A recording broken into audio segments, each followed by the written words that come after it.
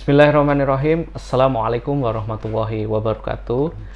Alhamdulillahirabbil alamin. Asyhadu an la ilaha illallah wa asyhadu anna Muhammadan abduhu wa rasuluh.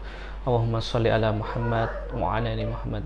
Rabbi shrah li sadri wa yassir li amri wahlul 'uqdatam min lisani yafqahu qawli, amma ba'd. Alhamdulillah, bertemu lagi dengan kami di kajian Ustadz Agung Cahyadi Menjawab, yang insya Allah kita akan menjawab pertanyaan-pertanyaan yang sudah disampaikan oleh Bapak Ibu melalui kolom komentar, kolom chat, kolom pesan, ataupun melalui hotline kami, yang tentunya acara ini diselenggarakan oleh Dompet Al-Quran Indonesia, lembaga amil zakat resmi di bawah naungan Kementerian Agama dan Basnas Republik Indonesia. Alhamdulillah, kita lanjut di pertanyaan selanjutnya. Pertanyaan, Ustadz, ada seorang teman mengeluh, Ustadz, pinjam uang sesama teman, katakan 600.000. Begitu 2 bulan baru mengembalikan, ternyata sudah dibungai sama temannya. Jadi mau mengembalikan dibungai temannya, dia harus bayar 600.000 plus bunganya 200.000. Jadi total yang harus dikembalikan adalah 800.000. Teman saya tidak mau mengembalikan 800, dia tetap bayar 600. Dia takut kena dosa riba. Mohon petunjuk dan arahannya, Ustadz. Jadi mungkin ini ya, tiba-tiba ada tambahan bunga, Ustadz. Bismillahirrahmanirrahim. Sekali lagi saya ulang, buat pinjam-meminjam harus dengan niat tolong menolong, nggak memberatkan, sehingga meringankan dan membantu. Karena itu orang kalau pinjam itu mengembalikannya dengan jumlah yang sama yang dipinjamnya. Ada tambahan Rp1 itu riba. Nah, kalau ada akad awal, sudah kena riba dari awal berarti. Padahal kalau riba yang pertama kali Nabi haramkan itu riba jahiliyah, itu riba utang-utang. Tapi riba jahiliyah itu ketika terlambat saja.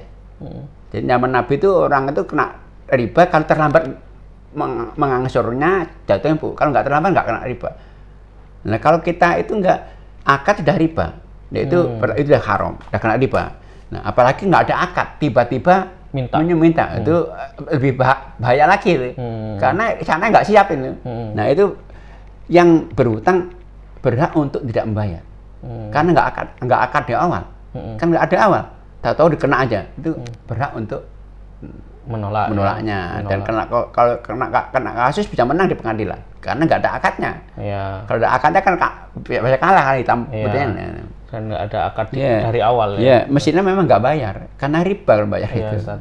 Ya, kalau terkait ini, Ustadz, jadi kan mungkin kalau entah perbankan syariah atau yang sifatnya pinjaman syariah ya, itu memang ketika kita pinjam itu mengembalikannya itu ada tambahan, tapi ini memang sesuai akad di awal, tapi istilahnya bukan bunga. Katakanlah ketika kita pinjam 500.000, maka ketika ditotal dikembalikan selama 1 tahun itu jadi 600.000. Jadi 500.000 plus misal 500.000 plus 10.000. Tapi ini sudah kesepakatan juga di awal, dan ini bukan bunga dibilangnya. Apakah ini termasuk riba atau bukan? Jadi kalau utang piutang dengan tambahan, namanya apa saja riba.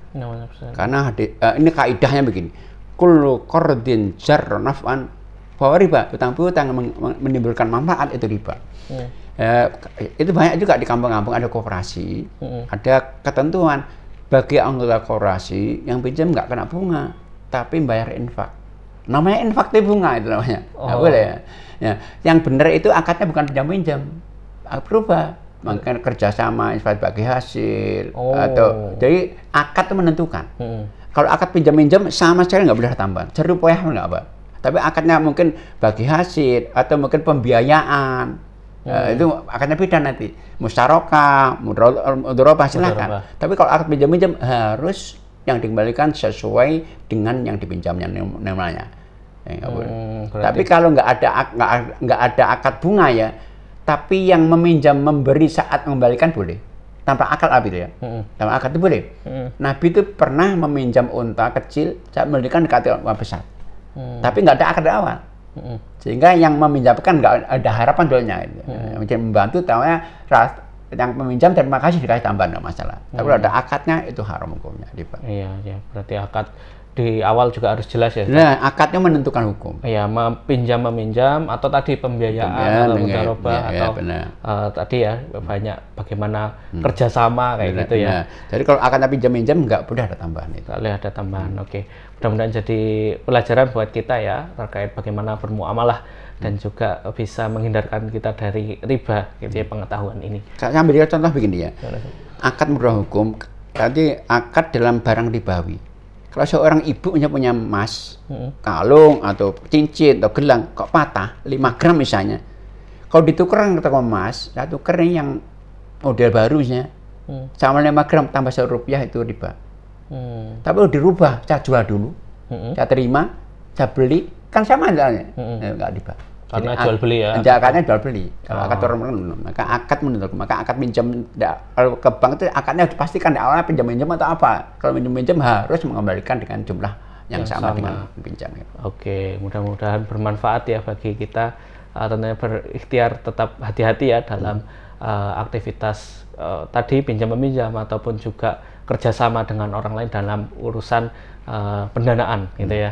Mudah-mudahan menjawab, kurang lebihnya mohon maaf. Billahi taufiq wal hidayah. Assalamualaikum warahmatullahi wabarakatuh.